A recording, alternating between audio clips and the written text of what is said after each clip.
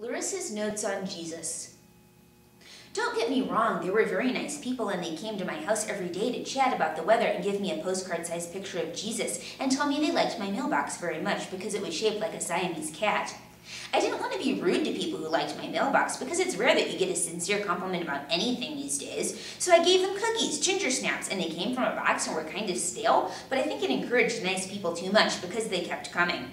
When I wasn't home, they left Jesus pictures in my Siamese mailbox or clamped to my screen door, so when I returned I saw the top half of Jesus waving at me sideways, and it kind of creeped me out, but I guess they didn't see anything wrong with their Jesus cards bending at the waist. Soon I had 20 pictures of Jesus piled on my Salvation Army coffee table with the chewed gum underneath. I liked and respected Jesus. It was just religion I wasn't sure about, because I didn't want to join the nice people's church, but they were very nice people. And I didn't want to be rude and refuse their pictures of Jesus, because once I dressed up as Virgin Mary for Halloween, so I figured I owed him something. But the nice people kept giving me Jesus postcards, and I didn't know what they expected me to do with multiple Jesuses. It seemed disrespectful to throw them out, and I didn't need to wallpaper my bathroom in iconic figures because it'd be weird to sit there on the toilet with all of these Jesuses holding out their hands. So when I needed a piece of paper, I began a grocery list to the side of Jesus.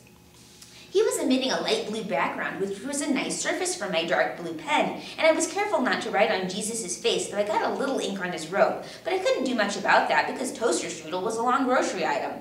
I clipped my coupons to the back of Jesus and found that I preferred Jesus' stiff cardboard to regular paper because it was easier to cross things off the list. When I got home, I used the list to mark a recipe for peanut brittle in my cookbook because I didn't want to see Jesus' face staring up at me from the trash can, holding out his arms like he was waiting to be rescued from underneath the coffee grounds. After that, it was easy. I wreathed Jesus with interesting quotes that I found while I was reading. I called a friend for a taco salad recipe and scribbled the ingredients to Jesus' left side and the instructions to his right. And he must have liked taco salad pretty well because he still looked tranquil. But the nice people kept coming with their postcards, and the pile on my coffee table didn't get any smaller. And I admit that once or twice I used Jesus as a coaster, but I felt really bad about it afterwards. Then the Jesus cards became to-do lists. Buy coffee and look for a black sweater at Goodwill and go to the bank and feed the neighbor's dog on Saturday and let it out to pee.